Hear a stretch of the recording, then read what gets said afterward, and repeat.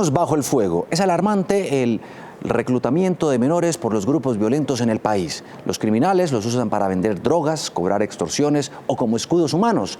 Hilda Molano Casas, coordinadora de la Secretaría de Técnica de Qualico, una ONG que vigila y vela por el respeto de los derechos de los niños y adolescentes involucrados en el conflicto armado, nos acompaña a esta hora de la mañana. Hilda, bienvenida. Muchas gracias, Juan Diego, para por esta oportunidad. Analizar un poco lo que está ocurriendo y entender. Bueno, si es que se puede entender lo que ocurre con nuestros niños, porque realmente es sorprendente. Este es el mapa. Todo lo que está de azul oscuro corresponde a los departamentos donde nuestras organizaciones de sociedad civil han podido registrar situaciones de reclutamiento en particular contra niños y niñas. Son 11 regiones si incluimos Bogotá. Bogotá. Pero antes de hablar cuál es el caso de la capital, hablemos donde más se denuncian o se conocen casos, Antioquia. Antioquia. Históricamente Antioquia ha sido de los departamentos donde la situación de reclutamiento y uso contra niños y niñas ha sido permanente, ha sido de manera continuada. Es donde más reportes de desvinculación, por ejemplo, se tienen cuando llegan al programa del Instituto Colombiano de Bienestar Familiar. Estos 11 reportados corresponden realmente a qué cifra. ¿Se puede hablar de más inclusive? Sí, son 11 eventos donde no necesariamente es el número de niños. Muchas veces cada evento puede tener un promedio de 2 o 3 niños. Un promedio de 11 eventos puede estar hablando de por lo menos 40 casos particulares de niños individualmente. Estaríamos hablando aproximadamente de 40 casos de reclutamiento en Antioquia, por lo menos que ustedes conocen. Nosotros conocemos, exactamente. ¿Podría darse un subregistro? Ser más. Necesariamente nuestras cifras lo que demuestran es el subregistro. De alguna forma lo que nosotros siempre hemos planteado es que nosotros lo que podemos capturar en la información y poder verificar no corresponde a la dimensión de los fenómenos en los territorios. Esto es simplemente una muestra. Claro. Hablemos de uno de los departamentos donde se ha, digamos, denunciado el mayor número de casos y donde ocurrió lamentablemente la tragedia del bombardeo que dejó hasta el momento, según las cifras que se han conocido, 8 niños muertos. Del departamento del Caquetá, acá, ¿qué reporte tienen ustedes? Porque hay personeros municipales que siguen denunciando que están reclutando niños. Sí, ha habido una amenaza sobre el departamento y sobre todo en términos de decir que el número de niños ha venido aumentando en términos de los casos de reclutamiento. ¿Cuántos se estiman están siendo reclutados? Por el momento nosotros no tenemos esas estimaciones. Ya cuando se concretan los casos y podemos saber exactamente es donde podemos hablar de número de niños. Claro, digamos, esa cifra es oscura, siempre será oscura. Hay una incógnita de cuántos realmente son los que finalmente terminan en un grupo armado. Hablemos del caso de Bogotá. Bogotá, aparentemente siempre hemos hablado de reclutamiento entendiéndolo como en las zonas rurales del país. Sí. Pero lo que ha demostrado la dinámica y el seguimiento del reclutamiento es que las ciudades, así como Bogotá, también evidencian este tipo de situaciones. En particular, el caso del que estábamos hablando se presenta en la zona sur de la ciudad y esto corresponde también con las alertas que permanentemente la Defensoría del Pueblo ha planteado sobre la capital. Sí es un riesgo, sí se llevan los niños, sí están involucrados en la capital del país. Déjeme plantearle este dilema, esta situación inclusive periodística. A veces denunciamos aquí en el noticiero, oiga, desapareció un niño, desapareció un adolescente. Esos que a veces reportan desaparecidos y que sus familias no encuentran, ¿podrían ser de esos que se reclutan? Sí, señor. Efectivamente, una forma en que las familias han logrado en algún momento identificar situaciones pasan por la desaparición. El niño no aparece, nadie sabe dónde se encuentra. Con el tiempo se pueden enterar que estaban en un grupo armado o muchas veces hasta la fecha no han podido determinar qué fue lo que sucedió. ¿Cómo los reclutan? De diferentes maneras, cada grupo va adecuando sus maneras de seducirlos, de forzarlos de acuerdo a la dinámica de ese territorio. Una cosa puede ser a través de la seducción en las ciudades. ¿Les ofrecen plata? Que los pueden ofrecer plata, prebendas, un mejoramiento del estatus y de la calidad de vida aparentemente.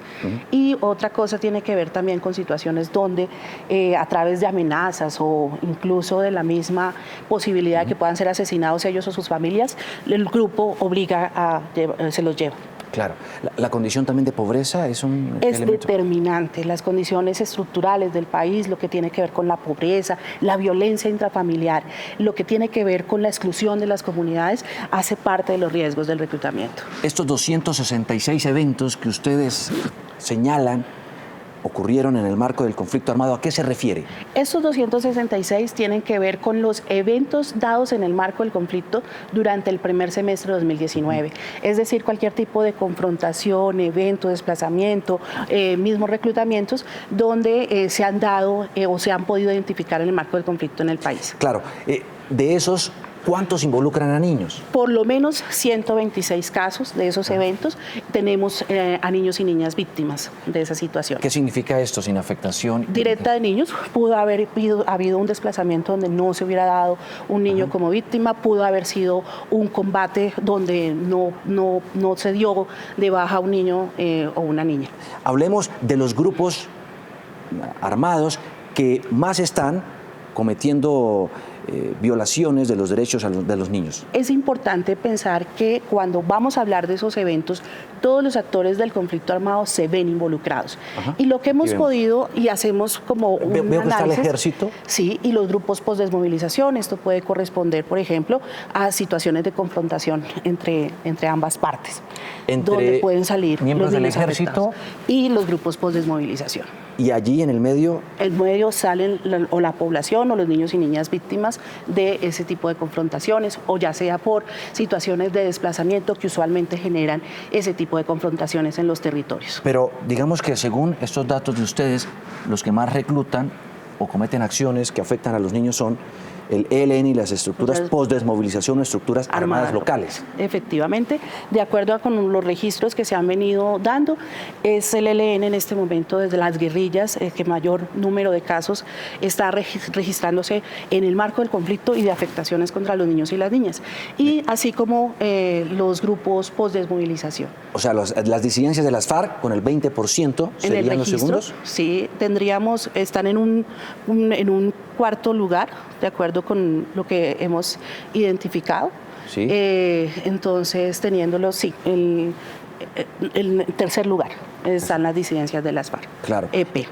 Y cuando ustedes hablan del 31.75%, es que en más de un esos grupo armado. eventos donde hemos registrado en el marco del conflicto, en el 31% de los casos, los actores involucrados es más de uno. O sea, Sí. tiene que ver con la confrontación entre las partes. Claro, vemos entonces, se los llevan grupos guerrilleros como el ELN, estructuras postdesmovilizadas, disidencias y estructuras locales, es decir, narcos. Es posible que en un momento dado no sean relacionados directamente con el conflicto, sino que haya una actuación por parte de la violencia del crimen organizado.